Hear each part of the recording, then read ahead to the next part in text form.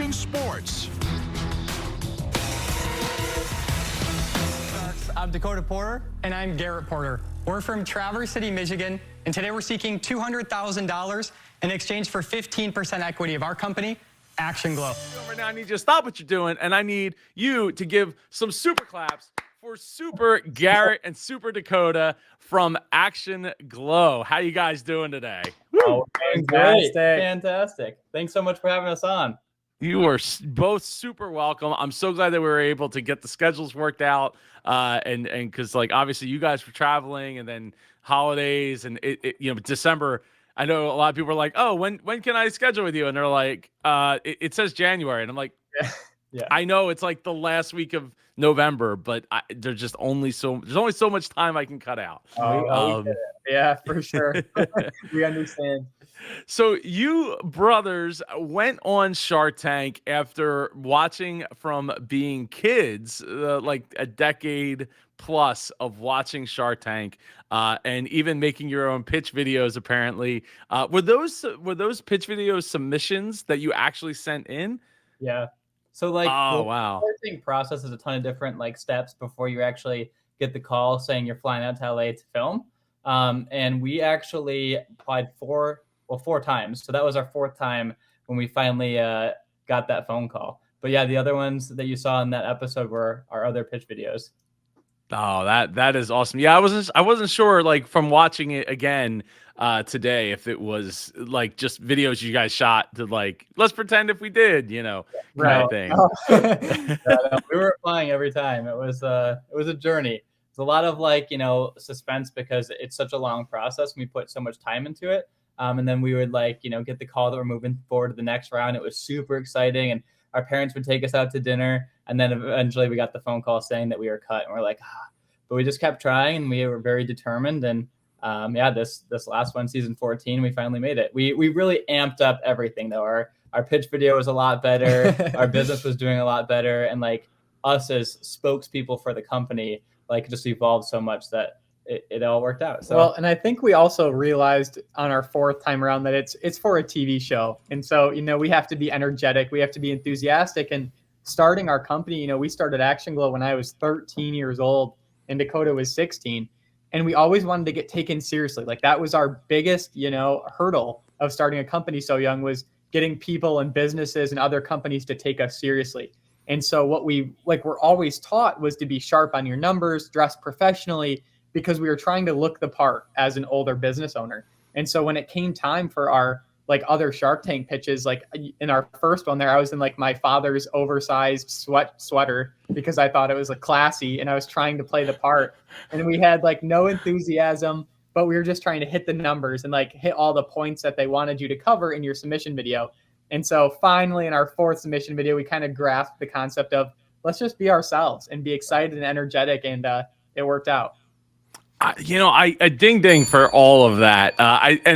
Before we go into the dressing and acting yourselves, I ding for your parents as well, because I think celebrating those little wins, because you don't know what tomorrow is going to bring, right? Like you could lose, it could all go away tomorrow. So I think taking that time to have a reason to go and celebrate, especially with two great kids that are like motivated to go on and go do something like that, like. How awesome is that for them to get to experience and to be in a position to go and celebrate? I think that's really awesome. Absolutely. Yeah, we were so excited, so over the moon. It's kind of interesting to us because there's never really that that email or that phone call like, hey, congratulations, like you've made it.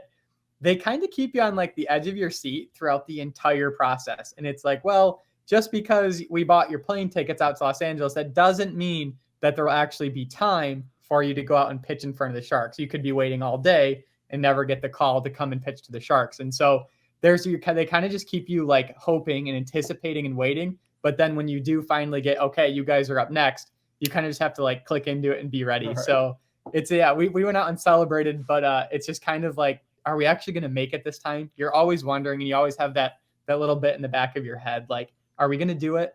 So it's kind of funny. Well, and shout out to both of you for continuing and not giving up on that dream, right? And not like saying, "Well, we tried before, we failed. We tried 2 times, we failed. We tried 3, but maybe this just isn't for us." And I could totally see somebody coming in and saying that to you, but continuing that journey, and realizing that it's just all part of the story, right? Right. It's all part of the story you get to tell someday. And the more times, I mean, what Kimberly from Click and Carry, like 7 times she had to apply. Yeah. Yeah. And we've It heard is a some lot. stories. And I didn't even tell Dakota the 4th time. That's what I was gonna say. So like we were basically how our evolution of the company was. So we've been in business for 11 years now. We just hit the 11-year marker January. Well, yeah, just a couple weeks ago, which is pretty cool. Right. 11 years is crazy.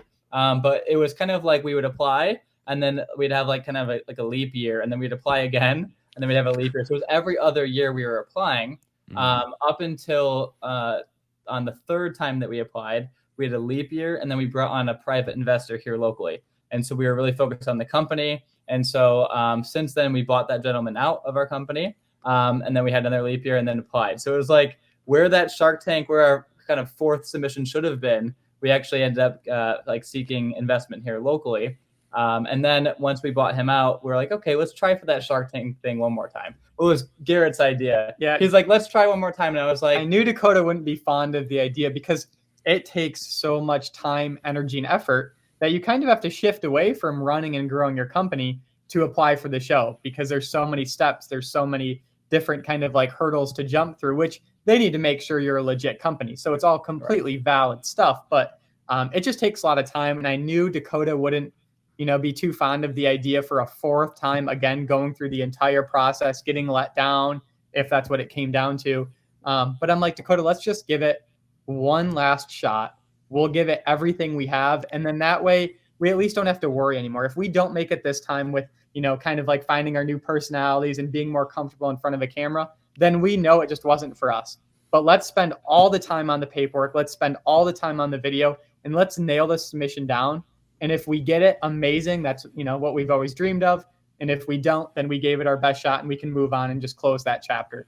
And so it was kind of like our last attempt and it all worked out, which is unbelievable. It is. It is. So I got to ask, do you feel that because I don't know how many people have applied over the course of the amount of time that you guys have, right? Did you find that the process got easier or harder or about the same to go through that process again and again? And not just from a dejected side, but like the actual process and balancing it with all of the things that you guys have as 2 young men growing up and having I'm sure lives outside of just the business and school and then college as well as college. So right. Yeah, I would say the process stayed the same. However, for us it just became easier because we knew what we were in for. So but the general process, like through the different sort of steps and stages you have to go through, were all very similar. It was just we were in a better position, and like Garrett said, we were, a lot more energetic and a lot more comfortable in front of the camera and able to kind of convey our story better. I think that was like the big key factor. Also, we had more sales, so that helps. I want to touch on that too, because at some rate it came easier because we started to grasp more and more of what they were looking for, right? And so that helped us out a lot. But it also became harder because we had more sales and we were actually like growing our company more at that point rather than we were at 13 and 16, right? And in school, and ActionGlow was just kind of like when we had extra time, we'd go to the shop, we'd try to fulfill orders because we were in school, baseball, growing up, all of that stuff. But now, as soon as we graduated college, we've been like focusing every second of every day into our company. And so it's kind of like our identity at this point. It's like the ActionGlow Bros. Like that's how people know us. And so it became harder to find the time to allocate to apply in season 14, if that makes sense. But as far as the application process, we just kind of understood more of what they were looking for as far as answers to the application questions and in the video. Right. So it's kind of like a balancing effect, I guess. Yeah, I mean, look, when people ask, because I'm all, as a podcaster going back to 2014, like people ask, like, oh, well, how do I do this or that when it comes to podcasts? It's like, put the reps in, keep doing it, be really bad at it for a long time, for as long as it takes for you to for it to click. I my fingers. Yeah, For yeah, maybe is yeah, there you go. That right. I'm more right-handed. For it to click the like what's going to work for me and what's going to connect with the people that the target audience, which in business we're all trying to reach that target audience, right? That avatar. And in this case, you're trying to reach the Shark Tank people to say, hey, like we have something that's worth having on the show. We have something that's worth getting a deal for, and we have something that's worth audiences actually tuning in to and sit around to watch, right? Exactly. And I think that's really, that only comes with putting in those reps and doing it over and over and over again. Because you could have did it for the first time when you actually got on, but say didn't get on, and might have taken you 2 or 3 times still to get to that place. Maybe not 4, but you're also older, right? And you've had other experiences to fill in. But I think that it's really, the putting in those reps, I think is just so important. It's so imperative for anything that you're trying to do. You gotta be good, not so great at it before you can eventually get good enough for somebody to take notice. Of course. Exactly. And we look back, if we would have made it actually on the show at 13 and 16 on like our first or even second submission video, I'm sure we would have had a much different result than how things went. I can't say for sure that we would have gotten a deal with one of the Sharks. And so it's kind of like one of those, everything happens for a reason. We learned and grew so much over those 4 application periods that everything happens for a reason. And we're glad that we got on when we did. Well, like you said about the reps too, though, like we were doing a ton of different business competitions here locally.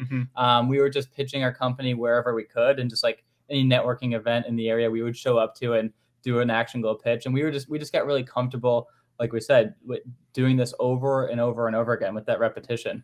And then when it came time to practicing our pitch for like the actual show, it was sort of muscle memory for us. We were just repeating that pitch every single day. We'd be in our ActionGlow shop working. Like at that point in time, all ActionGlow systems were handmade. So I would be up there soldering everything together. Garrett would be printing labels. And I'd be like, "Hi, Sharks, I'm Dakota." And then Garrett would go off on his side. We'd just banter back and forth. But it was just like that over and over and over again until, we would go out there and be able to do it blacked out or in your sleep. That's what we wanted to do, like the back of our hand. Yeah, I love that. And, going along with that, I think, ding ding for everything happens for a reason, right? Yeah. I would love to get some insight for the super entrepreneurs watching about the process in which you guys went and got an outside investor who wasn't through Shark Tank, and what that helped you in preparing for what life is now like. Well, we haven't talked about if you've closed yet or still in due diligence or whatever, but just even the process of like, getting in the mindset of what it's like to have an investor that's I don't want to say looming, but is in the a part of the business that's maybe not soldering things and repeating the Shark Tank pitch over and over again. Well, for us, it was all about finding like a strategic partner because, again, I'm going to go back to starting so young. We didn't know anything about starting a company. We just knew that we had this cool idea that we liked, all of our friends liked, and it seemed like our entire community of Northern Michigan liked too. And they kind of rallied behind us. And so we didn't have any money. We didn't have bank accounts. We didn't have any startup funds. We couldn't get a business loan. We couldn't get business credit cards. We were just kind of, and our parents are middle class hard workers. So although they've supported us in every facet they possibly can, they couldn't, give us a big business loan to get started with this idea that we had. So it kind of goes back to like starting with, going to our neighbors. And up in Michigan here, we have like what we call pop can returns, like can returns. And you actually pay like 10 cents extra for each like can of juice or soda or whatever it is. We're just now figuring out that most of the nation doesn't know. I thought everybody did this. I thought this was like a statewide thing, or a nationwide thing, but it's apparently just a Michigan thing. And then you take it's in a few other states. Is it's it? not Okay. just Michigan, but you see it on like the back. I mean, I actually have a can. I don't usually drink a lot of soda, but I think it's on the back of this can. Yeah. Somewhere. Keep talking. I'll find it. Yeah. Well, anyway, so you take that can back there and you'll get 10 cents for it when you return it because they're trying to encourage recycling, and you get like your deposit back of 10 cents basically. And so that was our way of getting enough capital to get off the ground at 13 and 16. It paid for our patent, paid for first our patent provisional and patent application. filing our LLC. So what we would do, just to touch on that, is we would go around to the different neighbors in the area, and we would just say, hey, if you haven't made it to drop off your cans yet, we'd like to take them for you. And so we would go and collect everyone's cans and fill the back of our dad's truck with cans, and then go and deposit and get that 10 cents. And it would start, next thing you know, a couple $100 and a couple $100, and we had enough money to file for our patent. So we really hustled in the beginning. It was just like a scrappy grassroots way to get off the ground, and it's because we didn't know anything. And so now translating into when we brought on our first partner, we were trying to, evolve our product basically. And we needed to create a whole new mold, like plastic injection stuff. And we didn't know much about that. And so it kind of started from a connection of somebody in the plastics and injection molding industry. And we were just basically meeting with this person to talk about our next steps to get our new product out on the market. And it turned out that they just sold their business and they were looking for something else to get their hands involved with, and kind of loved like our enthusiasm, loved our product, and came on board as a partner. And so through that individual, we were able to learn so much about injection molding, about what it takes to bring a new product to market, meeting with all these different manufacturing and tooling shops around the country to try to figure out who would be the best fit for our project, waterproofing, how to actually like run a business as far as like the backside, like the finances and the budgets. And so this partner really came on and was really involved with us, which was amazing. And then it came time to a point where we were, had a position to buy him out.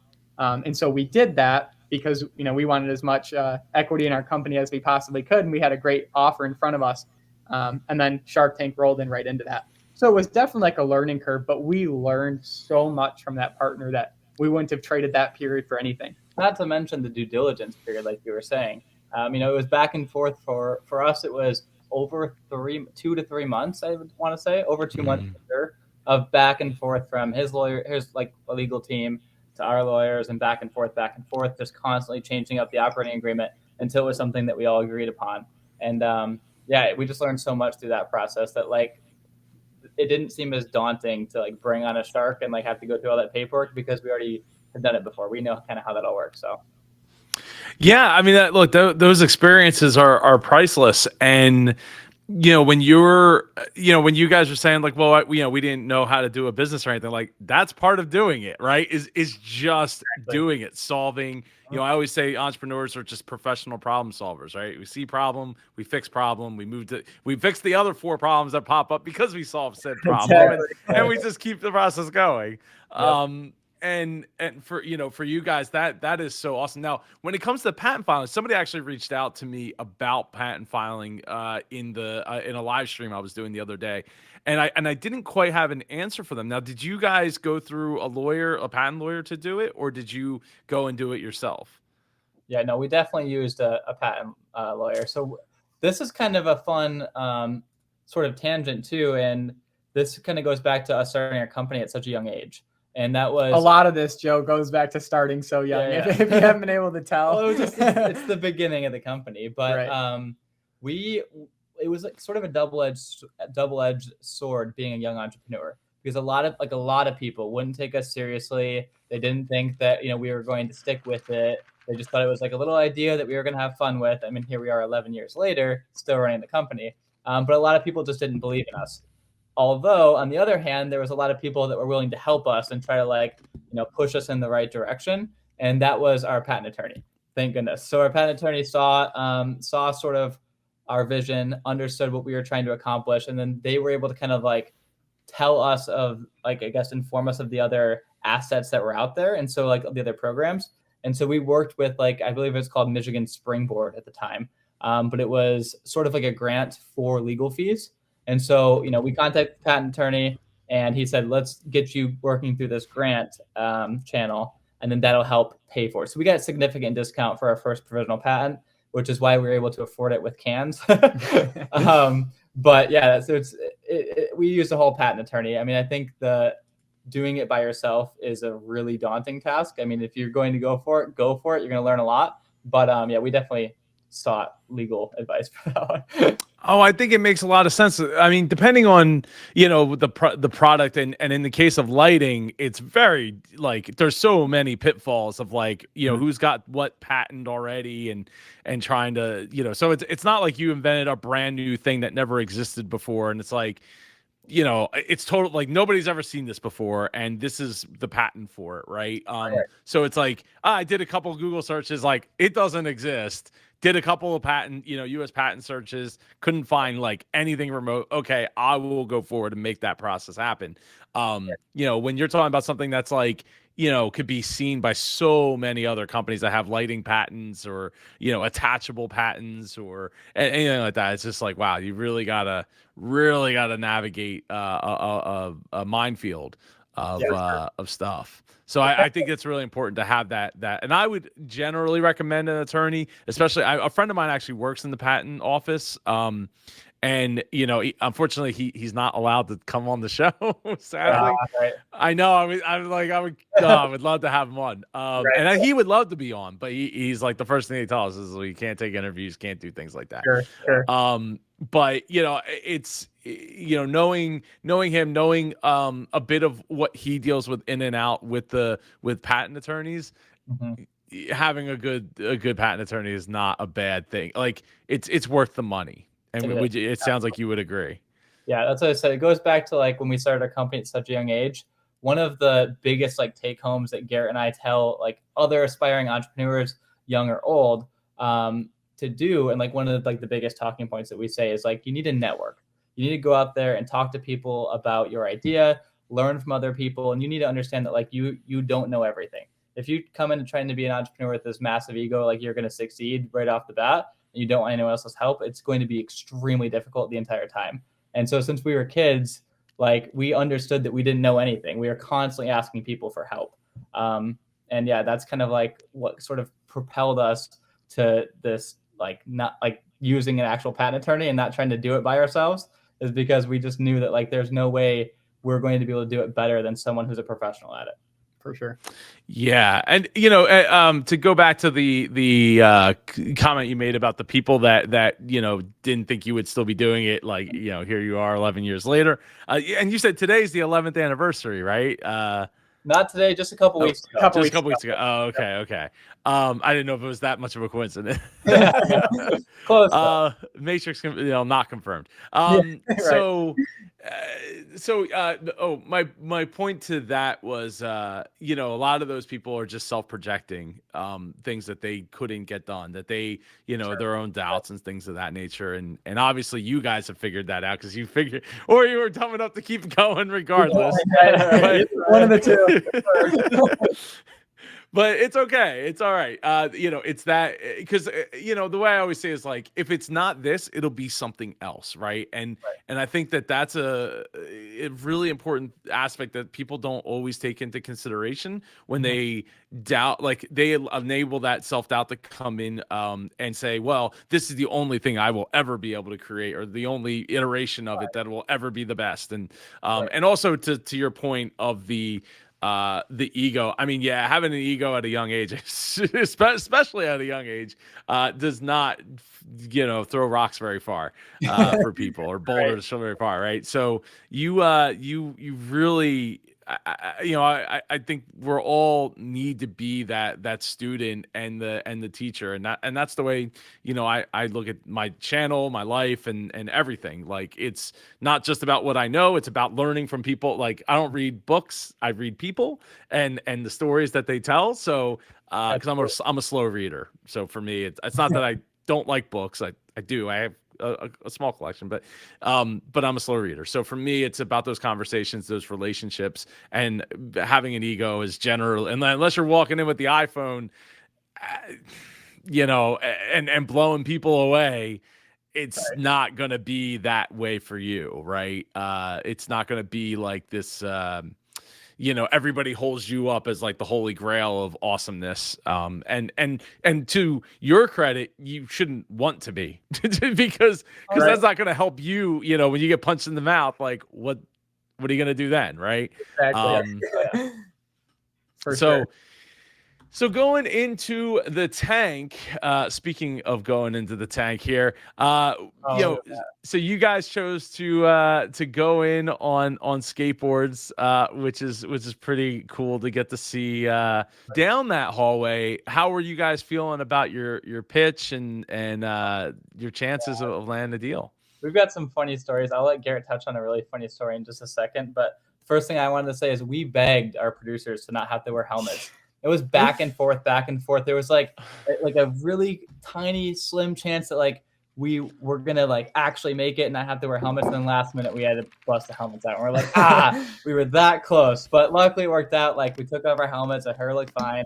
We were so nervous about like helmet hair, helmet like hair something and- going crazy. Yeah. It's like your biggest, shot of your life, and you're going to be in front of like 8 million people in a matter of, a few months. You're like, oh boy, come on, like don't blow this. But it was the most. Dakota and I prepared and prepared and prepared, and nothing prepares you for that feeling, right? I mean, we printed out the pictures of the sharks. We would give our pitch to just the pictures of the sharks in our shop there. We hired presentation coaches, one from Thailand, one from California, who were incredible in helping us get ready and just to enunciate our words and get our message across, as effectively as possible, because you're not just trying to win over the sharks, you're trying to win over the audience, everybody watching. And we wanted to be as dialed and ready for this opportunity as possible.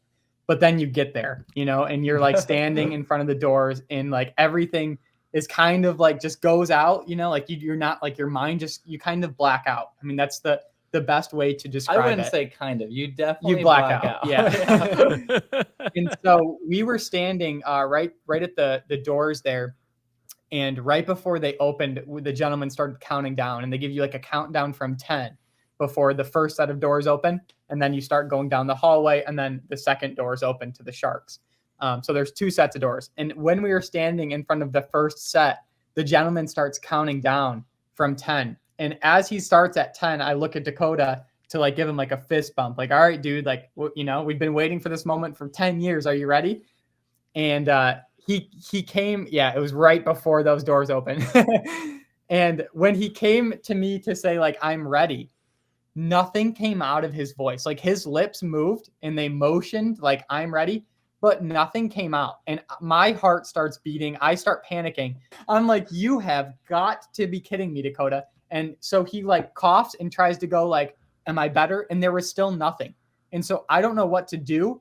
I just whack him. Like I whack him really hard in the chest. And then it like he coughs again. And then he goes, am I ready? And it was like clear. And I'm like, oh, and then all of a sudden we hear 3, 2, 1, and the doors open. And it was like the most like adrenaline rushing, panicked moment that you could ever want before you start walking down the hall or riding down the hall. Riding down the hall. Yeah. not walking, like, oh, I hope I don't trip or don't look down. Right. As one of the past entrepreneurs that came on the show said, I didn't want to look down. And then in the video, we found her looking down. That's so funny. Yeah, riding wasn't a big deal for us. We've been on board since we were, before we could walk, really. We've been skiing and snowboarding and stuff like that. So, like, the riding wasn't a big deal at all. The big deal was just, like, the fact that I had no voice at all. I literally couldn't speak. Like, it was like a nightmare where you're like trying to, like, scream and you can't scream. But in real life and for the biggest opportunity of your life, I was like, this is just like the worst like feeling ever. But thank goodness, Garrett whacked it out of me. We looked at each other and I was like, okay, I think I'm ready. You ready? He's like, yes. And like we quickly, recomposed ourselves, and one door was open up and I was like feeling on top of the world all of a sudden. So it was like a really quick mindset change that happened at the perfect time for us. Yeah, I mean, I bet. That's well, that's good that you guys have been on boards forever, and it made it a lot easier for you to not think about it. But hey, I mean, probably falling on the board coming down the hall would probably still get you on the show, regardless of how the rest of it goes. That's a very good point. That's a very good point. As Layla from TA3 said, it was her mistake that they kind of confirmed in a sort of way that that was what enabled her to be able to get on the show, because she made a mistake during her pitch, and they, had the long pause, and those awkward pauses seem to do well with the show. It don't happen all the time, but when they do, they aren't afraid to put it in there, and enabled it to get the juice to go on to air. Absolutely. And So everything happens for a go reason. ahead. Sorry, I was just saying everything happens for a reason, and there's no do-overs, and I think, that at this point, but like when those cameras are on, and I think that's always in the back of your head too, which is why so many people like happen to mess up and slip up, because that you can't do a do-over. Like the cameras are on and they stay on until you walk out of the hallway, with a deal or without a deal. And so it just kind of messes with your mental a little bit. Like, this is it. I can't mess up because, well, you can and still get aired, but you don't want to. Ideally, no. Ideally, you want to, land a deal, a favorable deal for you, and get to leave, right, and not mess up, or mess up in a way that makes sense for the storytelling, so that it gets on TV. So coming up with your valuation, how did you guys come up with your 200,000 for 15%? Yeah, so a couple things, but a lot of it came down to just us working alongside our mentors throughout our business journey. Once again, starting at such a young age, we kind of cultivated a group of some of like the best business minds in Michigan. And so going into this experience, we were able to kind of work with them, and they were kind of able to guide us in the right direction for valuation. They gave us a list of different questions that we could go over and make sure that like we have a solid answer for. And so they really helped us out with the valuation and everything. I let Garrett get into more of the gritty details of it specifically, but it was all kind of a group effort. Yeah, we didn't have, the sales that some companies go in there with. And so that was kind of, we were worried about that. And we were really worried about that shining like a negative light on us. But we have been in business for a really long time. We had a really strong patent behind us that was enforceable and that we have used on several different occasions to shut down competitors that were trying to encroach into the action sport lighting market. And then it was, we did have some sales, but then we also just have that brand recognition. Thank you. With some of like the top action sport organizations and athletes in the world. And so we have like really strategic partnerships with the World Surf League. And we basically have like contract with the World Surf League. So any of their nighttime surf competitions that they do, which the World Surf League is like the professional organization of surfing, we are the guys, so we fly out there, we light up all of the professional surfers' boards with our lighting systems. We've worked on some really cool projects with Red Bull and Jeep. And so a lot of that comes down to that as well. But we also know what we can turn ActionGlow into. And so a lot of our valuation came down from just the future potential of our company. Like, we see a lot of different sports being like the World Surf League, and the fact that they want something new and exciting for their audience to see. And so just like as an example, we went out to France for a World Surf League competition, and it was a nighttime surf competition, and it's expanding the audience in a way where it's bringing so many new people to the sport. And this was a one-night event in this little beach town in the south of France, and we hooked up 12 professional surfers' boards, and we were in the back, working like dogs, making sure everything was working correctly. But when we peeked out, there were just a sea of people. You couldn't see any bit of sand on the beach. You couldn't see any bit of concrete on the boardwalk. And then it wasn't until like a week later that we found out that there was an estimated 25,000 people that packed this little beach in the south of France to watch this one-night surf competition. And it was the World Surf League's like single largest one-night event that they've ever done. And so it's really like shaping up and bringing a lot of interest into a sport, because for surfing especially, you kind of got to know like the complexity of the tricks if you're going to sit around for 4 hours and watch these professional surfers. And I'm not saying that there isn't an audience for that, right? But when it's at night and it's after work, right, and there's so a lot more people can show up, and there's a DJ on the beach spinning the tracks, and there's cocktails flowing, and there's lights in the water with these professional athletes, it kind of just shifts it into almost like a party atmosphere as well as the sporting event. And so we're able to do a lot for these sporting industries. And that's where a lot of our valuation came from too. We see like the X Games and the Dew Tour for snowboards and skateboards and all that. We see a lot of that turning in this kind of like an inevitable transition as well. And we're hoping to be at the forefront of that. I'm glad you answered the question before I even said it. It was like, what's the difference in like, because night, I feel like it's going to be that much harder, even with the lights, the underglow, to see. I mean, because you're looking at like, depending how far out they are, like this big, Sure. this big, this big. Like and then in the dark, not everybody has awesome laser eyes, to be able to see. But no, that is awesome, and I think a testament to you guys and your product that you're able to light up, because like ocean water is not always clear. We don't all live in the Caribbean, right? So For sure. ocean water, and then you add the surf on top of that, right? The mix, right? So it's like you add all that up, and it's like to have something that's bright enough to be able to be seen for people to actually go and enjoy it, and then create that party atmosphere. I think makes a lot of sense. Yeah. A lot of sense. So that's awesome. To touch on that, they do have, like, for the World Surf League events, they have like a stadium light setup.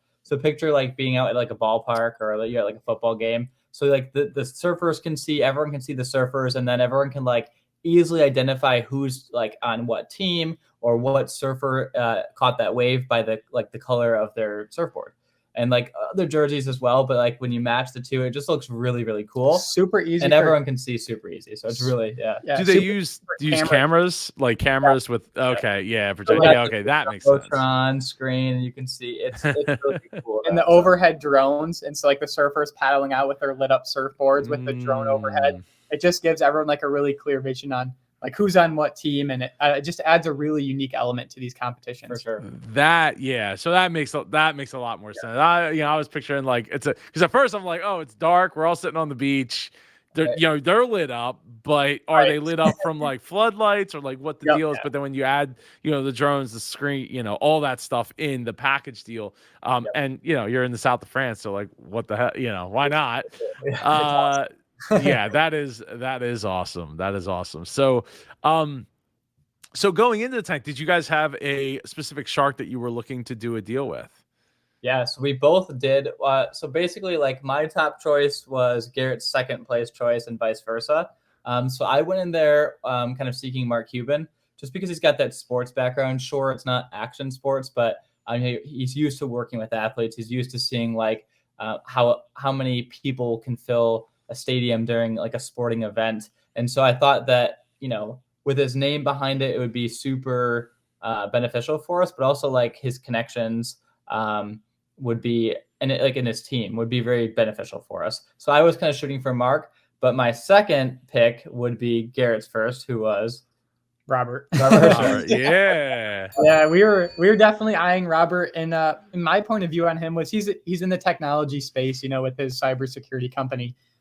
So he'd be able to understand that portion of our product really well. But then he's also like just such an active guy. I think he just turned 60 years old. He's like the first shark that jumps up out of his chair when something like, interactive comes into the tank. He's the first one that wants to try it out. And he's so active. Like he's always out, like be on his boat or behind his lake on like his foil board. And I'm just like, you know what? He just seems like the perfect partner to bring on board with ActionGlow. And so it all worked out. He's always been at the absolute top of the list. And so, yeah, once he started showing a little bit interest in it, I was like, oh my goodness, this is incredible. Yeah, I mean, we have the term, and because you guys have, well, I don't know if you've seen it. We when I did episodes here with Larry, we coined the verb/adjective of Roberting everything. When he messes things up or just acts really goofy and stuff like that. It's true. It's so personable and charismatic, and it just kind of shines into like the way he operates his businesses, and he's fun, and we brought up a lot of ideas. Obviously, that got cut out of the episode. But like one thing to touch on is like we converted, we're crazy kids, right? We converted a school bus, like a full-size school bus, into like the ActionGlow tour bus. And in the fall, we're kicking off like our ActionGlow Lead the Way, LED the Way road trip. And we were messing with Robert about coming along on the road trip with us for like a certain leg. And he's just that type of guy. Like I wouldn't be surprised if he does come out. I'm kind of bummed that they cut that out 40 minutes, I believe. Our segment was like 7 or 8, like significantly cut from it. But we talked about France and the surf competition, working with the WSL. And then we talked about that road trip in the school bus, which we were really excited to kind of like tell the world about. And everyone loved the idea. We were like bantering back and forth with Mark about it, and Robert. I'm like, Robert, we got an extra bunk for you if you want to come. And so it was really cool, like having that experience. And I really wish, like Garrett and I said, we pretty much blacked out for the whole thing, so we don't remember much. So it would have been really cool to see that in the episode and kind of see how that conversation went. Yeah. No, I think he would. I think he would be up to doing a short leg of that if it fit into his schedule. I mean, for him, I think the problem is having young kids. Yeah. It's like he's 60 and he totally would do something like that. Right. But he has to have little kids that he needs to that he's responsible for as well. And that's so maybe in another 10 years when he's like 70, 75, he'll be heck yeah, let's go. We'll do a second tour for sure. Maybe like a third or fourth by then. Who knows? He's also invested in some really cool companies that Garrett and I kind of looked up to, like Ham Boards way back then. I think they were season 5. Something along those lines. But he made an offer or made a deal with them for their like sort of surfboard skateboards. And so obviously that was right in our wheelhouse. And then I believe he made the deal with Bad Birdie. So Bad Birdie's the golf polos. Garrett and I are like really big golfers as well. And so we have a couple of Bad Birdie golf polos as well. So like his companies that he works with were very aligned with our company. And so that's why another reason why we really wanted to kind of, have his expertise behind us. Oh no, I love it. I think he, I think of Mark aside, I think he is the shark that you would go. I mean, Mr. Wonderful would not be unless he was like, hey, I can make a buck here. Give me a buck in LED and we'll call it a deal. And it's like, you know how much that would cost me, right? Right. So, I mean, at that point, you might as well just like set up like a charity fund for Mr. Wonderful on the site. Like just pay him directly. So, having that opportunity to get to get an offer from Robert, you guys did go and counter to Robert. Mm-hmm. Was that did you guys predetermine what your max would be and he was pushing above that, or are you countering just to count, like to have a counter? A little bit of both. Yeah, but it's kind of funny when we watched like the edited version of it. It was actually a lot longer of like back and forth with Robert to like nail down the details, and they cut it so it looked like I was like, we would do 20, and Garrett's like, and he's like, no, and then Garrett's like 25, and he's like, no. So it really looked like we were just like countering just to counter, but there was a lot more questions about whether or not he would be willing to fund all of our hard POs as we move forward, and we had a whole long conversation about that, and so we kind of like addressed a lot more than what they showed, which was another bummer because it looks like we were just begging for less equity, but. We were comfortable giving up right around 30%, and that's where he came in at. We obviously would have liked it to be a little bit lower, but I mean, we had that threshold, and he came right into that perfect threshold. So we're like, all right, that's kind of what we were looking for, Yeah. No, well, look, obviously these are cut down from 45 minutes to I've heard as much as 2 hours in the tank. So, you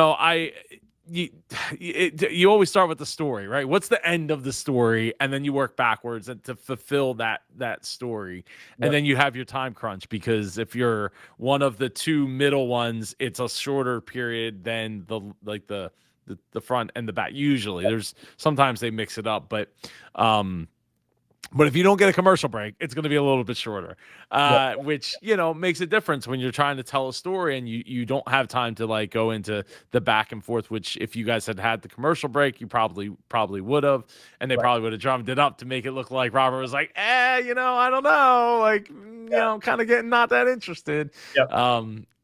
Just to go to commercial break, come back and for sure. Okay, yeah, it worked. I'm surprised they didn't do that, and that's because we had like the most commercial break worthy moment that happened. And Garrett and I were like, we were sure, like, after we walked to the tank, we're like, that is for sure they're going to cut it and go to commercial. And that was so when you're watching the episode and you see that all the other sharks are dropping out pretty quick, that is pretty much how it happened in real life, which was really scary to us. It was like Kevin was out, and then Lori was out, I think, and then Mark, and then Barbara, and then Barbara, And we're like, oh my goodness, like we just like watched our like dreams fly out the the front door there. We're like, oh my gosh.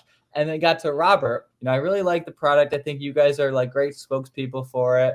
And it sounded like he was going to go out. And at this point in time, Garrett and I like sat there in silence, listening to all the other sharks going out without like trying to rebuttal or anything. Like, we were just like shocked about what was happening.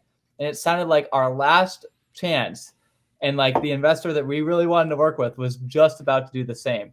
And so I actually interrupted Robert, and I was like, he was going on about like how we're doing everything right. We're on the right track. It's a really fun product that brings everyone back, to their young days. And I interrupted him, and I was like, we're projected to do $430,000 in the first year of ActionGlow 2. And like, if you want to know more, like, I'd love to tell you why we think these projections are legit, And that's when I could go into like, us moving into the retail channel, selling at least 10 a day would be super simple for us with the different retail. And so like I blurted right out and stopped him. And then I explained to him the $400,000 projections, and he looks at us and he goes, I was just about to make you an offer until you guys said that. And Garrett and I, our jaws just dropped, our hearts dropped, and I was like, oh my gosh, like, did I just mess this entire thing up? And so Garrett and I, we probably looked so distraught in there. And then like he noticed that physically, he saw us like physically distraught.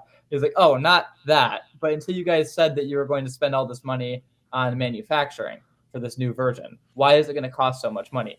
And I was like, oh my goodness. Okay. All right, let's get into that, And then so we were able to like kind of figure things out. But what a good TV moment. Yeah, we walked on it. We're like, I bet you it's gonna cut to a commercial right at that point when he said, I'm gonna or I was just gonna make you guys an offer until you said that. Right. No, that would be it probably would have been it had, again, if they didn't have other guest co-hosts show up on the show. Hey, right. Dominic. Hi. Say hi, Dom. Hi. How are you? How are you, Dom? Good. Why are you talking into the my microphone there? Yeah, you're holding on to the microphone, Dom. You don't need to hold on to the microphone. You can hear. the mini Super Joe Pardo. Yes, this is Dominic. Hi, Dominic. How you doing? Do you have How a are bike or a ski or a snowboard? Do you have a bike? Yeah. We got to get Dominic some bike. But I bikes. don't really know how to swipe it. Yeah, we're gonna work on that. We're turning 5 on Sunday, so we're gonna work on that more, especially as it gets. Early birthday. Oh, he says happy birthday. Thank you. You're welcome. So hold on, Dom. Please don't hit that. Because there's a mute button there. I don't want to mute the mic. Yeah. Yeah. So that would be very heart-stopping at that point. With hearing the idea that I was going to give you you were about to make it, and then you blew it by saying that. Right. So scary. So you guys end up closing the deal there on the show with Robert, and if please stop, Dom. Thank you. At the end of the show, or at the end of your pitch, I noticed that you roll out the skateboard for him. And were you expecting him to jump on the skateboard and ride over? No, we were expecting him to grab it and be like, "Thank you so much," but he actually wanted to jump on. But then he's like, "No, I'd have to put on a helmet if I'm going to jump on it," And so he's like, "I can't do that right now." He was this close to. He was about to jump on the board. But we just wanted to roll it to him as because we were both holding a board too. And so we kind of had it planned that someone would walk over, grab the third board that we had on set and roll it to whatever potential shark we got to deal with. And so it all kind of worked out perfectly. He jumped out of the seat and ran towards us. And I'm like, that's perfect. That's exactly what we were hoping for. Beforehand, Garrett and I were talking about because once you're on Shark Tank, you want to make as many TV moments as possible. Like you were talking about with the mistakes, or whether it's a good thing, Ice Shaker, the Gronkowskis, they all did a game of Flip Cup with all the sharks. And so we wanted to do something like that. So we were messing around with the idea of getting Robert or whoever we partner with up on the board. and then running him out the hallway with us. We're like, come on, you're coming with us. But we decided not to do that. So. We decided not to do that. For legal reasons. Yeah, I mean, I don't know if he can ride a skateboard or not. I mean, I tend to think he probably could. I think yeah, yes. I He think rides so. a lot of foil boards. Like, I just a couple months ago, he posted this video of, I think it was it wasn't his birthday. He was in Croatia, Could have been. on a yacht, and he was like, on his foil board. So foil is like you're out of the water; it's super hard to balance on him, and it was an electric foil board. He was just ripping around on that. So if he can balance up on that foil, he would have been Just fine. yeah, just fine. yeah. It sounds like it, which is pretty awesome. I personally have only tried to ride a skateboard like once. Mhm. Messed my hip up pretty quickly, and that was the end of that. Though I do roll. I mean, I've done like ice skating and roller hockey and stuff like that. Yeah, So yeah. like I have some balancing skills, but not to the skateboard. That has been a challenge for me. So okay, so you're leaving the tank with a deal. How are you feeling? What's going through your mind?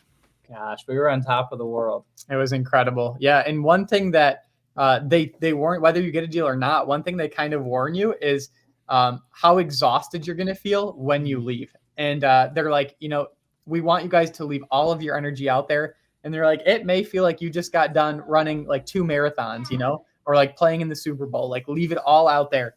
And Dakota and are like, oh, we're young, we're active, like nothing can take us down that easy. But by the time we are like done and we made our deal with Robert, we were like crawling out of the tank. It felt like, I mean, you are just, and it's not really like a physically draining experience, just emotionally. I mean, you are like so high for 1 minute, so low the next, and your entire emotions are just like on this teeter totter.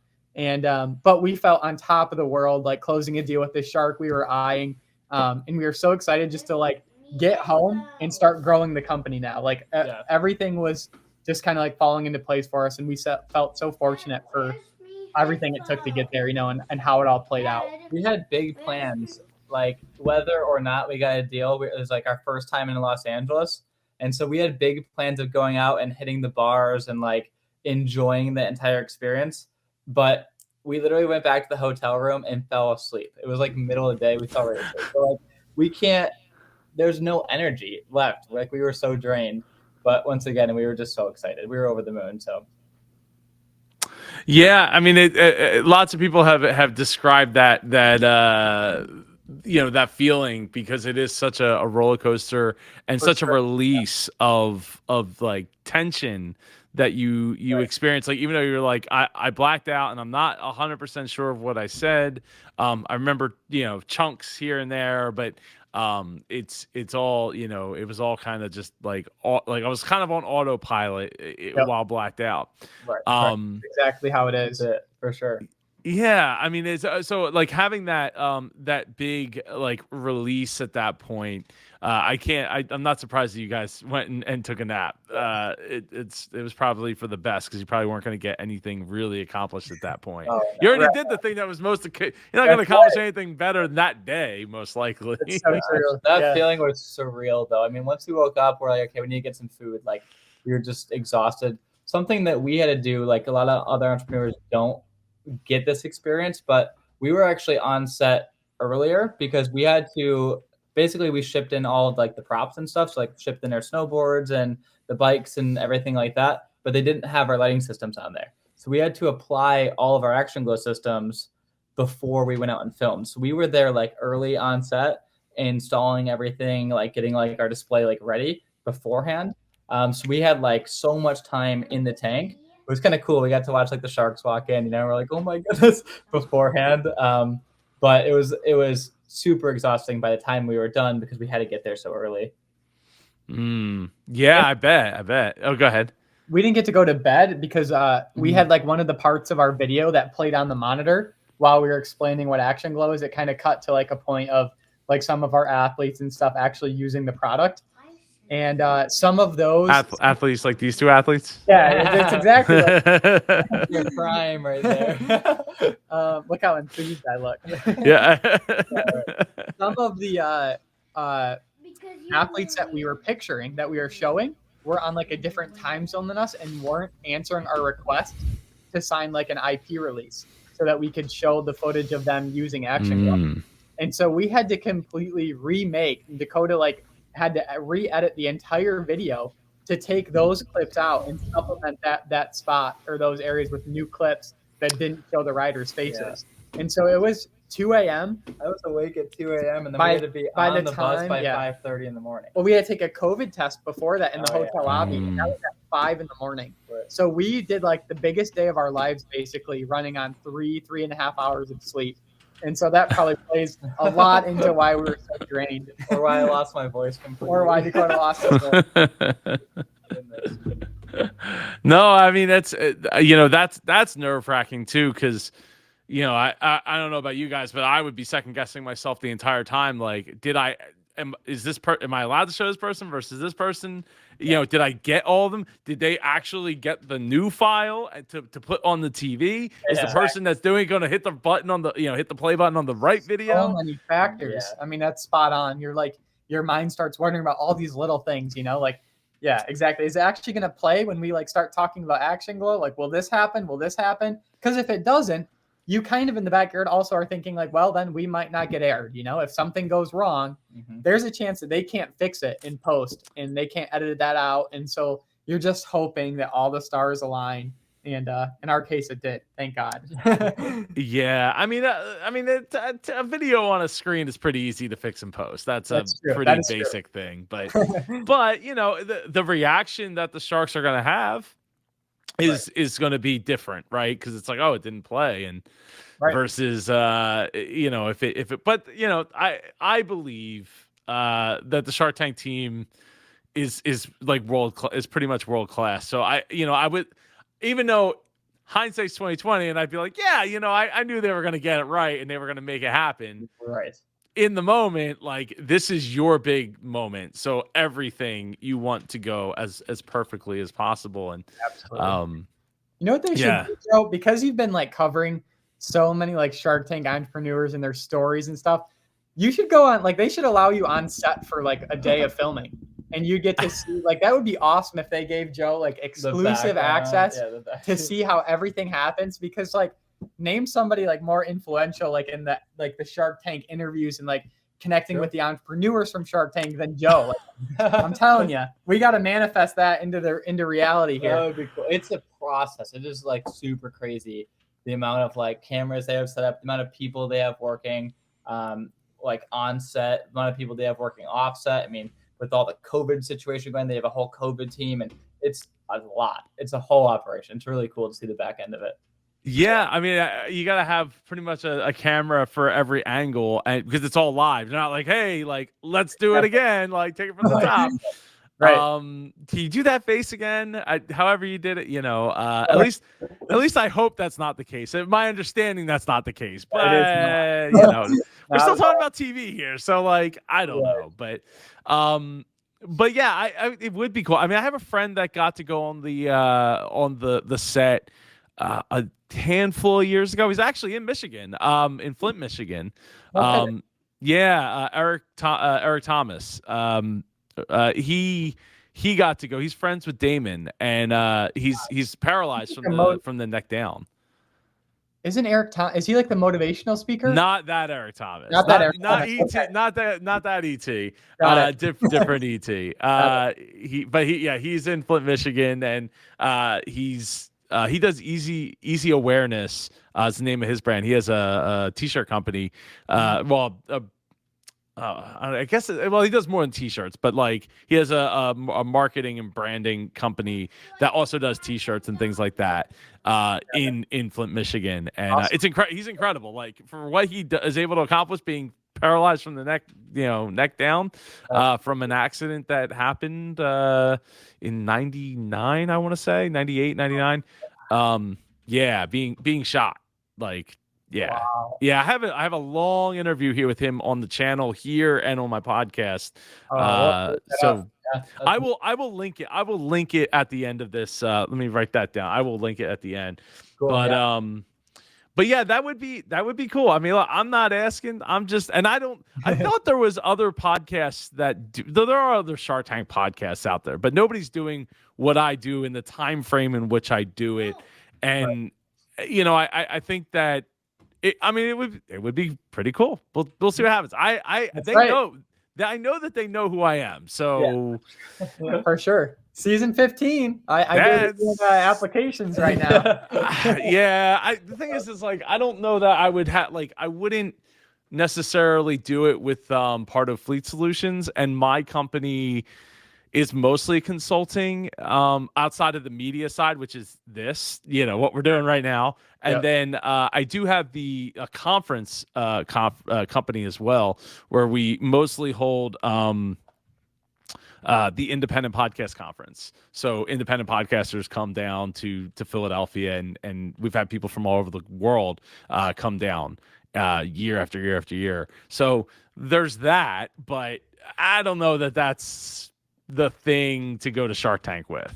Right. It's worth a shot. Heck You're yeah. comfortable in front of the camera, Yeah, I don't know. Maybe you got me thinking. Anyway, we'll talk about. I'll think about it. All right. How cool would that be?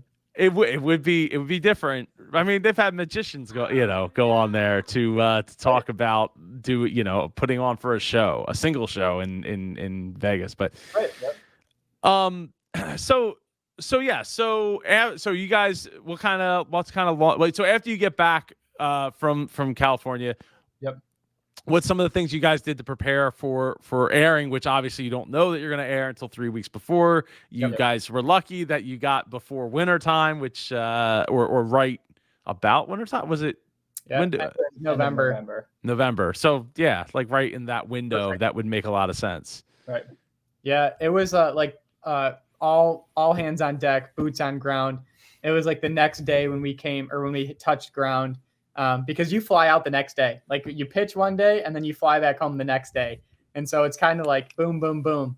But yeah, we knew that there was a chance that we could air, and we wanted to be as prepared as possible. So we started basically manufacturing ActionGlow 2, which was the color changing, rechargeable battery option product that we didn't have to hand assemble anymore, because we knew if we did air, count us out. There's no way we can hand assemble that many units. Like it just wasn't even in the picture. And so we brought a new product to market in Dakota, a month and a half. Just about a month and a half. A month and a half, and we brought ActionGlow 2 to market, tested, ready to go. And we were on track. We aired on November 18th. We were on track to get all of our orders out before Christmas. So a delivery on December 23rd or 24th. And then unfortunately we had a big storm in the Midwest that came and held up all the planes, all the shipments, everything. And our ActionGlow product was one of those shipments. But it was just crazy. We worked in overtime, 18, 19, 20-hour days. We were going to bed basically since November, or since the day we came home from filming. Yeah. We were going to bed at 6 a.m, and we were up by 9 or 10 for press or media, or just trying to get ActionGlow 2 out, fixing the website, you name it. It was the craziest time of our lives for sure. It was. And I remember when we aired, you went up on the website. You're like, oh, they got a nice website. Well, that wasn't something that we wanted. We wanted a landing page that really conveyed our brand. And so, we worked with a local Michigan artist, who's a digital rendering artist, to do all of these really rad 360s of the product. And so they're all created in a digital space. And we got all brand new product images. I built the entire website, designed the whole website, just to best convey our brand with that look and feel. Garrett was on the back end, talking to the manufacturing back and forth, and it was just crazy, the whole thing. But we were able to, I think it was maybe just about 2 months. We were able to completely bring a new product to market, which was ActionGlow 2. And we were able to completely update the website, new product photos, new product packaging, everything, all in 2 months. It was insane. So that clip there, Joe, the one of the surfing right here coming up, well, this too, but right there. Oh, wow. beach. That for was the people. 25,000 people packed on, because it goes out further than just what's shown there. But it was wild. It's I guess it should be coming right back up here in a second here. Yeah, it's I don't have a way to freeze framing it. Pause it. But no, that is awesome. Like I always say, like, you know, when the chips are down, you have to swing the bat, right? We aren't the hustle culture thing isn't the most healthiest way to be, but when the chips are down, you got to be the one that swings the bat and gets it done. Yes, And clearly, you guys, you know, put your heads down and did the things that you needed to do to be prepared for Shark Tank. Now, I do want to point out that while your website works on Google Chrome, it didn't work on Microsoft Edge, which is based on Chromium, which is Google Chrome. Well, I mean, the site works, but the video at the top for some reason does not play. So I've added yet another thing, because I moved away from using Google Chrome as my primary browser as I moved away from outside of YouTube, utilizing Google a whole heck of a lot to give them less market share in the world. But yeah, so it's something to think about. Why it's so weird, because again, Edge is based, and I turned off. I didn't know if it was ads, so I turned off my ad blocker. But it's not. That was not the case. Wow, have to look into that. Good to know. Good to know before our re-airing on Sunday. Yeah. Oh, yeah. I mean, I know Edge doesn't have the biggest browser, market share, but it's. I mean, it is growing as people move to get away from Google in more ways than one. For sure. So anyway, where were we here? So, has your deal closed yet with Robert? So we're still working through the due diligence right now. I mean, obviously, so there was a lot of paperwork that we had to complete on our end, and we got that, right in that same 2-month period where we were trying to we were hitting the ground running, trying to get this new product to the market and the website and all these different steps we had to take before we aired, because we were anticipating this air date. And then after we aired, we were trying to fulfill all these orders and changing our whole production facility from a production facility to a fulfillment center. And so we were just so busy that we kept pushing it to the back burner.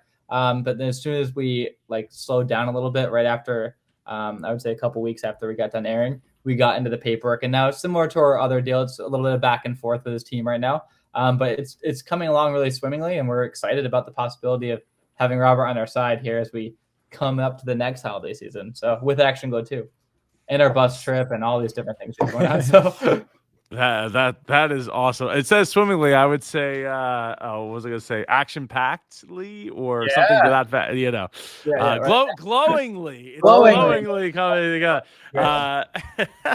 So. Well, that is great to hear, though, that you guys are working through the deal, and it's great to have that experience so that you're not totally green to all the nuances. I mean, having a great lawyer team is one thing, right? But having that experience yourself and going through that process and absorbing it is a whole nother, that just gives you insight that I think a potential partner would really see value in, because it means that that you have a way of taking it seriously and punching above your age class, that people wouldn't necessarily expect you to be able to do. For sure. So I think that probably helps a lot there. Yeah, and you learn a lot too. We're learning a lot going through this due diligence process as opposed to the last one, because every process, it's similar in its own ways, but it's also different. Right. And so they look for different things. And so you learn a lot about your company as well. When you start deep diving into it and answering some of the questions they need answered and looking into this history as opposed to what happened here. And so you kind of learn a lot. It's an interesting process. You learn a lot going through it as well. Right. Yeah. I mean, that was one thing I think I've talked with a couple people who have done deals with multiple sharks, and the complexity of doing deals with multiple sharks above and beyond just the one shark is very difficult. I can only imagine. It's I can only imagine a guest shark could make things even more, for sure, difficult in its own way, Yeah. Well, yeah, talking with Justin Bear from Collars and Co. You know, he did a deal with Peter from Dragon's Den and Mark, and you know, you're dealing with Peter who's not American based. So it's Right. like that's a whole nother, like, you know, you're talking about two sharks that have, you know, their own aspects to the deal that they want cut, you know, put into the deal. And then on top of that, you have, you know, dealing with somebody who's not even from the, well, I mean, Mark's or Robert's not from the country, but I don't know that he. I don't know. Canada's not that different from Right. America. You know what I mean? Like, there's a lot of Right. differences, but I don't know. I feel like it's a lot more similar than the UK. For sure. Oh, that's not good. Do you want to flip that on? There Our, Oh. our external light here is dying on us, Joe. Oh no, The no, lighting, no. guys, we're having lighting issues. Come on. Can you believe it? Oh, is that a Lumacube or is that It is. Yeah. It is. How Nice. do you guys like that? I haven't I've always thought about getting it, but so it's like 70 to 80 bucks. There. So let me throw this. I mean, at it you. lights you up really well. So It like did it's very well. it's doing a good, so I'm kind of pretty impressive there. We the reason that we have our connection with the World Surf League is because one of the co-founders of LoomCube. Really? Because of connections and networking. And so I know I'm kind of in the dark here, but I'll keep No, I rambling. can see you just fine. Go ahead. We reached out to them, and this was way before Shark Tank. This was probably a few years into our company. So back in like 2015, maybe. We reached out to one of the co-founders of LoomCube because they, at the time, were in like the same type of industry. So like at the time, these LoomCubes were made for like lighting up an action sports scene. So like a skate park. You would kind of put the LoomCube like at the edge of the skate park or the skate ramp, and it would light up like the object. So in the same industry in a way, but completely different products, right? Ours were for the sporting equipment. Theirs was to light up the scene. Now LoomCube has completely shifted gears, rightfully so, and now they're focused on like content creation, videos, and things like that. And they killed it during COVID with the amount of Zoom meetings and like, you know, the panel lights that they had that would attach to your computer screen. But the World Surf League originally reached out to LoomCube to see what lighting ideas they had for their nighttime surf competitions. And LoomCube said, like, look, guys, we're not really in this space or anything like that, but I know people who are. That's really unfortunate. It's okay. For a second. But he's like, I know people who are in that area that could do probably this a lot, you know, better and like have a product geared to what you guys are looking for more so than us at LoomCube. And so it was just from reaching out and talking with the co-founder, however many years ago, we just like ActionGlow was in the back of his mind. And then we came up in a conversation when somebody was reaching out to him. And then it just kind of evolved from there. And he put us in touch with the World Surf League contact. So yeah, it's funny how things work. Yes, yes, it is. So we love LoomCube. We love their products. We love the people. We love LoomCube. Yeah, it looks awesome. I feel like I want to replace, because I have a couple of like LED panels for content creation. Not I don't use. I use two of them to light the back up a little bit. Yeah. But you know, I feel like for on the go, they use like the big, those big like Sony batteries, the NWFP something 50s, I think. Yep. Yeah, and it's just like it's just another big battery I have to like, you know, carry around and blah blah blah. So I've been meaning to get around to utilizing one.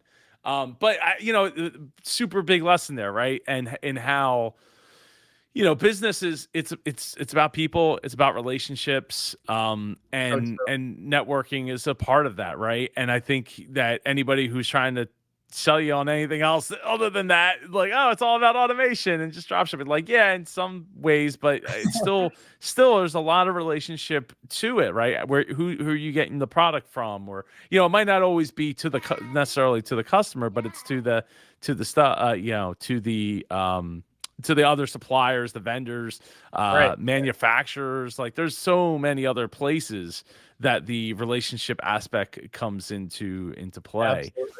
Absolutely. So And so you guys actually, and we should have probably talked about this when we were at the back at the beginning. You guys said that when you were doing your research for Shark Tank, that you Googled Shark Tank videos and came across this channel. Oh, exactly. absolutely. I'm sure anyone who's trying to look back at some like Shark Tank episode has fallen upon one of your videos. But it became like sort of an inspiration to us to hear that bell once we did our pitch. And so like we were this one? like, yeah, that bell right there. So we're like Garrett and I, like after we got done pitching the Sharks, like that same day in LA, Garrett's like, how many times do you think Joe's gonna hit the bell for us? Like, I don't know. We're gonna have to. It was like a goal of ours when we were going in there. We're like, how many bell-worthy moments can we get? I will say, like we were talking about earlier, there was a lot more bell-worthy moments that didn't make the cut. And we're like, why? You know, come on. Oh man. I was sure, Joe, that you were going to ring the bell, and I was so sure of it, but they cut it out. But we were so prepared for numbers, right? Any number question we got, Dakota and I were dialed. Like, we didn't have any fault in our step. We were ready to go. And it was so much so that Mark Cuban, in the middle of Q&A, and we were in Q&A for probably about 20 minutes at this point, Mark Cuban looked at us and said, wow, you guys really know your I don't know if we can beat that out, but you guys really know your stuff, you know? And I'm like, that is a bell-worthy moment that Joe will ring the bell at, but it never aired. So come on, that's iconic. So part of me wishes I could get access to the whole pitch. And see, but obviously there's so many camera angles, so it would be just a massive amount of data to have to process. So somebody would have to just like be editing like a full version and then the edited down version. And for them, that doesn't, time is a factor because time is money, especially in Hollywood. So I want to say that when you guys were looking it up, I'm really honored that you guys thought enough of the channel to utilize it and to learn and to grow with it, because that's one of the main reasons I'm here doing it. It's not to be a shark, though. I don't know if you guys saw, but I did launch my own super tank like literally this weekend in the videos that launched from this past Shark Tank. So I'm investing starting at $10,000 into a super entrepreneur's business from the super community, and each month I will take a portion of the ad revenue from this channel and add it to the $10,000 fund. So it'll just keep going up and up and up and up, and gives reason for people to share the channel more, get more views, and then hopefully enable me to help an entrepreneur that's earlier on in their process, because obviously I'm only expecting to get like 5 to 10% out of up to a $10,000 investment to begin with.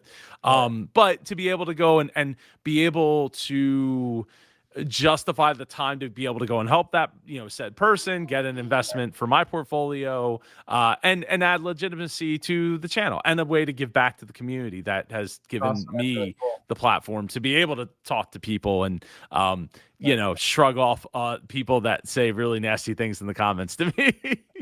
Oh my gosh, they're out there, but no, that's super cool. Congratulations. That's a really cool program. Thank you. Yeah, I'm excited because I'll be reviewing their pitch videos, and then if I want to take the next step with them, then we'll do a live stream negotiation where hopefully Dom won't be yelling in the background playing Fortnite. Adds to the video. It adds to the video. I sure hope so, because I don't usually let this happen, but he's very lucky right now. Normally he would have just went back inside. Oh, I don't want him in the face. But he's Daddy. Yes, Dom. I want to talk to Uncle B. Okay, well, you're gonna have to wait till I'm done. You have to wait till I'm done, bud. I know. So it's a new part of the journey, and I honored to have people like yourself, especially somebody who's been watching the show for since they were kids, come along and be a part of that journey, right? It's an absolute honor for me to be able to do that. So we will see where things go and continue to develop and grow, and I'm looking forward to that. Now, where is the future of ActionGlow going? Speaking of futures. Yeah. Gosh, we got a lot of irons in the fire, Joe. We always do. But right now, our next step is our national school bus tour. So because nobody knows about it, National, it's a national not school just like we're gonna go hang out in California or Florida where it's warm. Not It's quite. going to be a 6-month trip, and essentially the idea behind it is when Garrett and I first started the company, I've always envisioned the American dream being creating like your own product and then traveling the country trying to sell that product to like the local stores. And that's how, Jake Carpenter started Burton, like Burton Snowboards. That's how the whole snowboard empire really started was, he would get in the back of his or get in the van, throw a bunch of snowboards in the back and travel the country, stopping at these ski shops, trying to convince them to buy snowboards. And Nick Woodman with GoPro was the same thing. He was driving around to all the local shops and trying to convince these stores to hold like the next action camera. And that's how I've always envisioned us running ActionGlow. And I know that as an entrepreneur, when I was younger, I would have loved to watch that whole journey. I would have loved to watch Nick Woodman's trials and tribulations around the country and Jake Carpenter. I would like to see all that. And so that's where Garrett and I are coming in. We're going to be documenting this entire experience of us going back to the grassroots way of selling, stopping at mom and pop, surf, skate, ski, and bike shops and selling our product to them face to face. So we've spent the last 5 years converting a school bus into an RV. It looks epic. Like it looks really cool on the inside. We're really excited about like what we're able to do. Like we've converted it into a complete tour bus. It's really, really cool. And that's like on our Instagram and stuff. So you can go check that out there. But yeah, we're like 90% done with the school bus conversion itself right now. We brought in a lot of different corporate sponsors to help us get the bus creation like looking exactly like Garrett and I wanted to. We worked with a local like banner company here called Britain Banners, and they helped us do like this wrap around all the windows, and it's with like their see-through technology. So if you've ever been to like a McDonald's and there's big advertisements on the window, but then you go inside and you can see right outside the window, it's the same exact like technology, but it's all over our school bus windows. So you can be inside the bus looking outside and see all like the mountains or wherever we are. But from an outsider's perspective, it looks like it's just artwork. And then we had a really rad artist from Los Angeles. And he came out through another company called Miros. They do like mural work for businesses. He came out and completely spray painted the bus, or hand painted the bus to match the windows. So it's all like this massive mural across the bus. It looks incredible. And yeah, it's going to be like this moving piece of art. We're going to be traveling the country, doing our thing. That's the plan. So that's our next step right now for ActionGlow. It's our next big project. But like long term, and that's I guess that's short and long term. But well, when do you plan on leaving for that? Have you like mapped out because like obviously I want to see you guys like when you come. We're gonna hopefully closer than the Poconos, but because it's that's like an hour and 45 minutes away from me, but not that I couldn't make it work, but I would need enough time to know to move things around to be able to make that happen. I'll put you on the list right now because it'd be really rad to meet up with you. Yeah, we are. We're gonna leave in the fall here. We still have some work to finish up on the bus and some logistics of running the company to figure out, so we can just leave and kind of let operations handle themselves with some some boots on the ground back home. But we want to head out west first. And so we're going to leave in the fall, head out west to like the mountain states and try to catch like the start of their winter out there. Do some snowboarding and stuff with some like key social media influencers and professional snowboarders. That's the hope, at least. And then we're going to just kind of follow the coastline. And so we're projecting about a 6-month tour where we go, from the West Coast all the way down around in the south and then up the East Coast and back home. So we'll see. And how are you planning? I guess at that point you have the business under like manufacturing and stuff. You've gotten all that together so that you're not building on the bus in between driving. Exactly. No, we're not going to be doing that anymore. Yeah, we're doing all the fulfillment ourselves right now. We're going to see if we're going to keep it like that, and we might just use a fulfillment center. But right now, we like to have like our hands on everything to make sure that, like, especially after Shark Tank, we want to make sure that all those Shark Tank orders were going to the right place, and we didn't want to have any hiccups with that. So, the least amount of hands touching the product as possible, sort of thing. But as we kind of get these gears going, I guess I should say, I think that we're probably going to either move that to a fulfillment center or have like our own team that we trust back home, like packing these things up, because they're going to be having to send it out to like, we're planning on doing a huge social media push with this, which is kind of like where our target market is for the product. And so they're going to be sending it to like individual customers, but then also the retail stores that we do close with, they're going to have to send, our first inventory order to them. So they're going to have their hands full, hopefully, is the plan. I think the only other question I have there is have you slept in the bus yet? Oh yeah, For more than one day, so that like you guys are like mock living in the bus. Like, have you gone camping with the bus yet? Because like, that's so that's not a lot of space for two. I mean, it's two people. It's a bus. It's going to be 3 of us too. We were going to be really packed in there.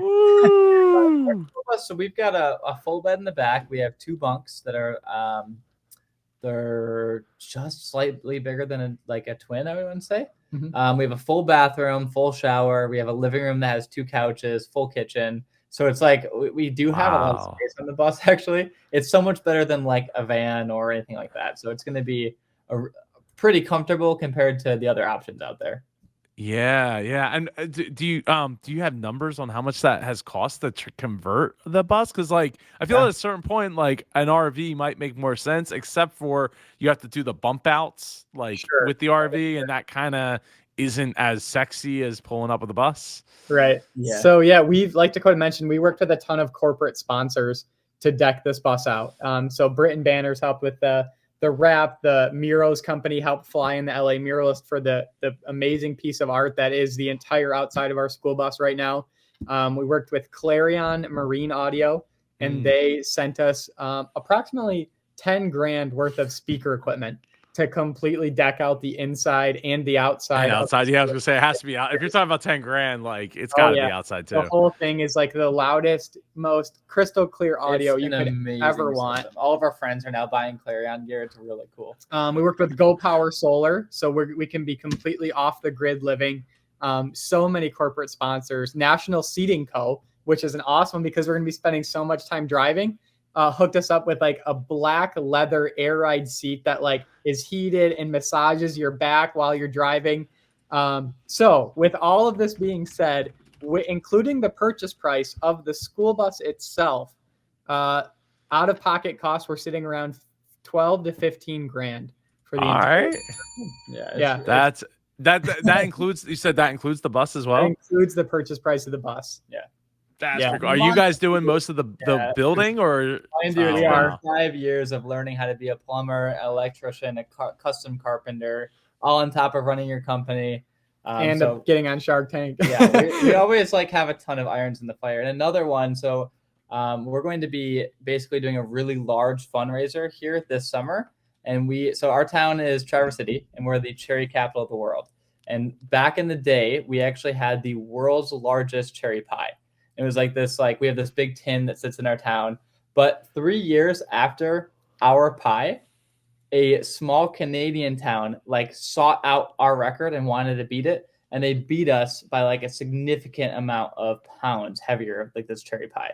And so Garrett and I thought this was prior to Shark Tank. So we didn't we had a little bit more time, but we can focus time on this. We want to bring back the world's largest cherry pie to our town. And then with all the funds raised, we want to give it back to local charities, and then an entrepreneurship scholarship fund. So that's what we really want to do right now. And so in the summer, we're building this massive cherry pie. And then right in the fall, we're taking the school bus trip. So got a lot of things going. I know it's not a lot. We always have our hands full, but they're all really fun projects that we're extremely passionate about. And yeah, the pie is just the cherry on top. Always have a good fun. Look, that is also, I would love to get more information about that when you guys get a chance. Absolutely. It's a project. It's a really large project. Some would say the world's largest. But there is a ton of details in it. And it's really kind of an interesting thing for us to, Garrett and I, once again, being at such a young age, connecting with so many different people in the community, we're really good at this point in time, making these connections and helping, network with everyone in the area and having them network with each other. And so we're really the good people to sort of spearhead this whole project. And it was one of those where how could Traverse City not have the world's largest pie anymore? And it's a feel good story that, we're going to kind of rally the community behind this, and we're going to bake the world's largest cherry pie again. And we're going to hopefully we're anticipating and raising anywhere between $200,000 to $250,000 to go back to the local charities. And we're going to raise all of that money in one day is what we're shooting for. So wow, that is phenomenal. Yeah, we're up against a lot. We got it though. We got it. You know, when you guys are talking about building out the bus and becoming plumbers and stuff, I'm like, man, when you guys decide to retire, Home Depot is gonna love having you guys like, you know, part time there. Just yeah, this is what you need. Just go over here and get this thing because you're gonna need it because you're gonna run into this problem. For sure. That's funny. No, I love the ambition of the 250,000, the pie, you know, rallying a community, a town around, you know, getting something back. I think that's really awesome. And please let us know the information for that when you have the chance to. Will do. You got to come out for a slice of the world's largest cherry pie, Joe. You've got So it's in the fall. It's in the fall, you said, right? This is in the summer. It'll be in the summer. Okay. Yep. Summer would be a lot easier to make because, you know, I got kids that need to be going to school and stuff. So fall and winter is tough. So, all right. So finally, where can everybody go to get their ActionGlow on? Hey, ActionGlow, I love it. ActionGlow.com. ActionGlow.com. ActionGlow.com. Excited to kind of follow this journey of the pie and the road trip and everything else we have coming up. We've got a social media account. Obviously, it's at ActionGlow for Facebook, Instagram, TikTok. Our TikTok's really fun. But then we also have like a separate account that's more of our background, like the journey, and it's more on just like Garrett and I, and that's the ActionGlow Bros. And so we have those two accounts that people can follow and kind of see what we're always up to because we've got a lot. And that's the mural inside the box. That's just a little. That's what I was circling with the mouse. Yep. That is awesome. I'm looking forward to the documentary as well. You guys going out there and doing it, and obviously, I definitely want to see the bus when you guys get out this way into the Philadelphia area. You got it. It would be absolutely. I have a few friends that are connected still. Like it was easier when I was 10 plus years younger. That I had a lot more friends that were into the action sports. But I have a couple that are still very much in the area. So never know. Right. Anyway, so I appreciate you guys taking the time being here. You're welcome back anytime. I definitely would. I mean, from the road, it'd be awesome to see, have you guys check in and stuff. We'll seriously about the summer, very possible. I'll come out. Awesome. See how I can help with the cherry pie thing.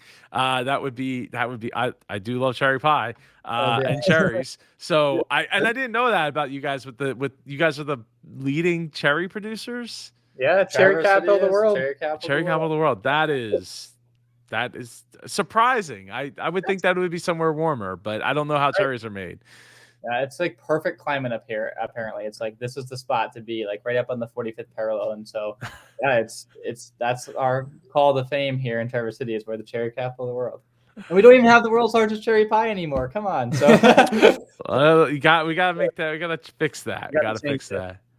So, guys, thank you again so much for being here. I appreciate you, both of you. And you know what? The last thing I really want to say, though, is how, when you guys were talking about the bus and all of the things that you guys are trying to do, how blessed you are to have not just, there not just be one of you that are this ambitious, but two of you, and to get to work together.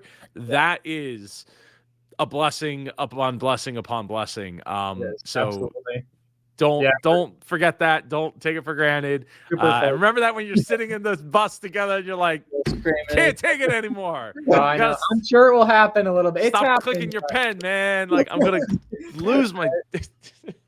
We complement each other really well, and we talked about that on the episode too. Dakota's, really like that right brain, the creative one, and then I'm more so of like the organized, the left brain, the details.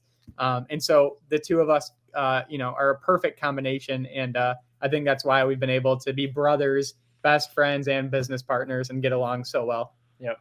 I love it. I love it. And I love the fact that you made it all the way an hour and a half plus into this episode of Shark Tank Tag Tales. Thank you so much for making it. If you haven't watched Garrett and Dakota's pitch yet, click up here. If not, I'll link Eric Thomas his interview from 2014, I think it was, or 15. Wow. It was like it was like a 3-hour interview. It was the longest interview I'd done to date at the time. So he is phenomenal. And maybe I have a few other friends in the Flint, Michigan and Northern Michigan area. So I might try to make some of that happen. Let's do it. All right. Well, take care and go be super. Thanks for having us, Joe. Bye, Dominic.